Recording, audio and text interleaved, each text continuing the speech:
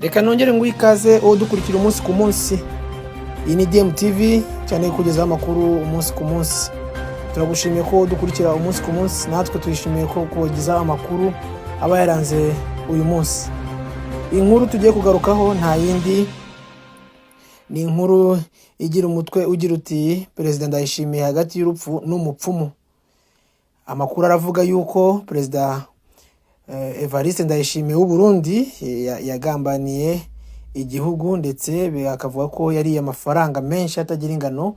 Akaba ariyo nkuru tugiye kugarukaho mu by'ukuri kuri DMTV. Tuguhaye ikaze rero, ni amakuru dukesha ikinyamakuru Igihe yanditse ivuga igira iti ko Perezida Ndayishimiye ari hagati y'urupfu n'umupfumu. Tuguhaye ikaze rero uwo dukurikira umunsi ku munsi. Turagusaba gukora share, turagusaba gukora like, turagusaba gutera comment. Bizaba ari by'agaciro kugira ngo ujye umenya amakuru yiriwe umunsi ku munsi. Tuguhaye ikaze rero kuri DMTV. Tubangura tukugezaho amakuru by'iyi nkuru. Iravuga uti mu gihe intambara yo mu burasirazuba bwa Repubulika Iharanira Demokarasi ya Kongo irushaho gufata intera, abarwanyi ba M23 abarwanyi ba M23 binjira mu mujyi wa Bukavu ufatwa nk'umurwa mukuru w'intara ya Kivu y'Amajyepfo, nyuma yo gufata Goma muri Kivu y'Amajyaruguru tariki 27 Mutarama uyu mwaka turimo, birumvikana mu mwaka wa 2025. Perezida Evariste Ndayishimiye w'u Burundi yananiwe kubahiriza amasezerano y'ubufatanye mu bya gisirikare yagiranye na Felix Tshisekedi, kuko ingabo ze zikomeje gupfa ku bwinshi. Aha Igihe kirakomeza kigira giti Ndayishimiye ari umuyobozi mukuru w'umuryango wa Afurika y'Uburasirazuba EAC, yagambaniye abakuru b'ibihugu bo muri uyu muryango ubwo mu 2022 bemeranyaga kohereza mu burasirazuba bwa Kongo umutwe w'ingabo ya CRF kugira ngo ugenzure ishyirwa mu bikorwa n'iry'icyemezo cyo guhagarika imirwano, zinashyireho urubuga rutabemera imirwano, zinashyireho urubuga rutaberamo imirwano. Intambwe yari kuganisha ku biganiro bigamije gushaka igisubizo kirambye cya politike cyahagarika intambara. Muri Kanama mu mwaka wa 2023 Ndayishimiye yagiranye na Tshisekedi amasezerano y'ibanga y'ubufatanye mu bya gisirikare, yohereza ingabo zirenga 12,000 zo kurwanya umutwe witwaje intwaro wa M23 muri Kivu y'Amajyaruguru. Tshisekedi yamwishyuye miliyoni 2 z'amadolari nk'igihembo, ndetse byarakaje abaofisiye mu ngabo z'igihugu cye ubwo bari bamaze gutahura ko uyu mukuru w'igihugu agamije inyungu ze bwite. Leta ya Kinshasa kandi yageneye buri musirikare w'u Burundi urwanya M23 amadolari 5,000, ariko yose yagiye ku mufuka wa Ndayishimiye, kuko bakomeje guhembwa umushahara nk'uwo bari basanzwe bahembwa mbere yo kujya mu burasirazuba bwa Repubulika Iharanira Demokarasi ya Kongo. Tshisekedi yirukanye EACRF ubwo yangaga icyifuzo cye cyo gutera M23, kuko ntibyari mu butumwa yahawe n'abakuru b'ibihugu ba EAC. Yazaniye ingabo z'umuryango wa Afurika y'Amajyepfo SADC zimusezeranya ko zizatsinsura uyu mutwe witwaje intwaro zifatanyije n'ingabo za RDC, iz'u Burundi, abacancuro b'Abanyaburayi, ihuriro rya Wazalendo n'abajenosideri ba FDLR. Nubwo ihuriro ry'ingabo za leta ya RDC rifite abasirikare benshi kandi rikaba rishorwamo amadolari menshi buri kwezi, ryatsinzwe intambara.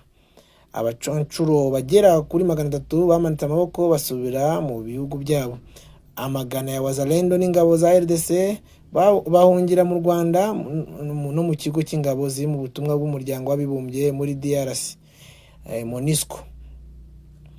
Ingabo za SADC zaheze Igoma, aho zizengurutswe n'abarwanyi ba M23. Nta yandi mahitamo zifite keretse gusubira mu bihugu zaturutsemo.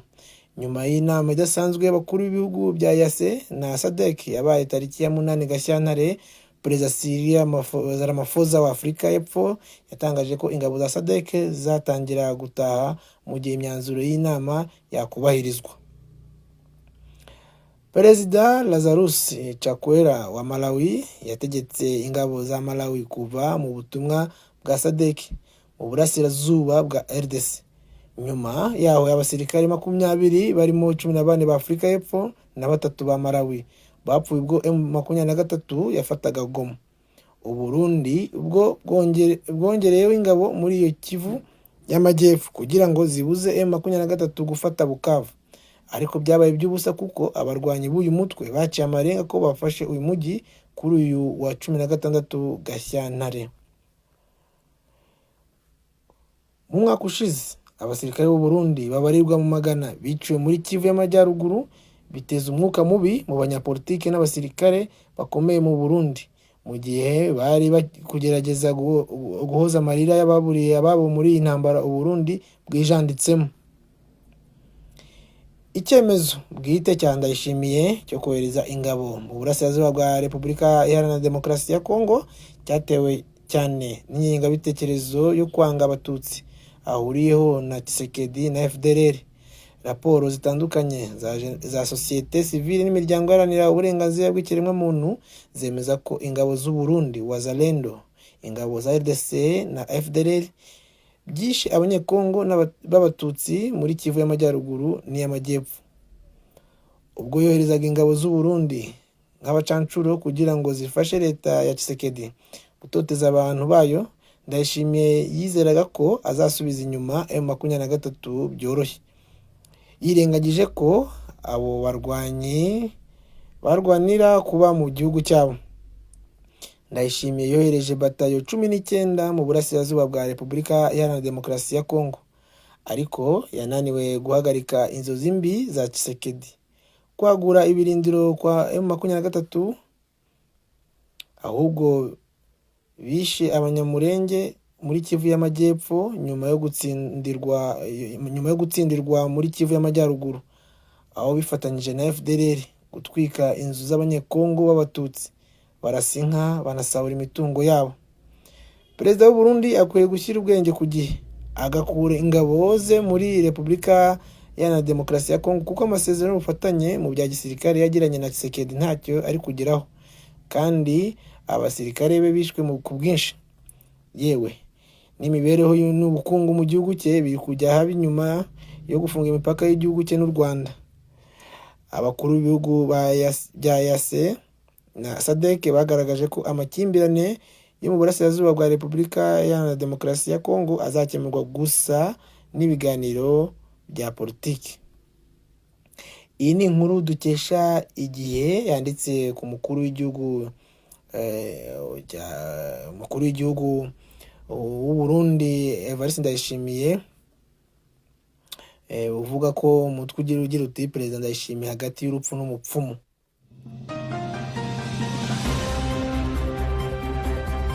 Iyi nkuru ariko reka tuyihuze n'indi nkuru yanditswe ifite umutwe ugira uti imitwe y'inyeshyamba 3 y'abarundi yihuje ngo irwanye ubutegetsi bwa Ndayishimiye. Iyi ni inkuru nayo dusanga ku Gihe yanditswe kuri uyu munsi wo kuwa mbere, igira iti umutwe witwaje intwaro wa FRB abarundi batangaje ko wihuje na UPR ndetse na UPF kugira ngo irwanye ubutegetsi bwa Perezida Evariste Ndayishimiye w'u Burundi. Umuvugizi wa FRB abarundi Major Mugisha Joab yasobanuye ko iki cyemezo cyafatiwe mu nama yahurije iyi mitwe nyeshyamba muri komini Musigati, intara ya Bubanza kuri uyu wa 16 Gashyantare mwaka 2025. Major Mugisha kandi yasobanuye ko iri huriro ryafashe izina rya FBL abarundi kandi ngo ryiteguye gukora ibishoboka kugira ngo rirwanye ubutegetsi bw'ishyaka CNDD-FDD. Yagize ati FBL abarundi irashimangira ko iteguye guhangana n'ibibazo byose irwanya CNDD-FDD kugira ngo ibohore igihugu cyacu kiri mu bibazo. mu bibazo yasobanuye ko Burundi bufite birimo ubukungu bwabwo bukomeje guhungabana, ko ubutegetsi bwa Ndayishimiye bukomeje kubiba amacakubiri n'urwango mu Barundi, bukanifatanya n'umutwe w'iterabwoba wa FDLR mu gutegura jenoside igambiriye abatutsi. FRB Abarundi niyo yigambye igitero cyagabwe ku birindiro by'ingabo z'u Burundi muri komine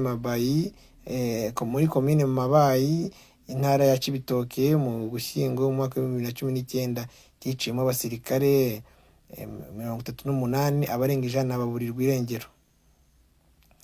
Ngayo reka twongere dusubire mu yandi makuru yacu, niyo nkuru twifuza kubageza kuri uyu munsi kuri DMTV. Turagushimira cyane wowe udasiba kudukurikira umunsi ku munsi. Tuzongere ubutaha tukugezaho inkuru igezweho. Murakoze, murakarama.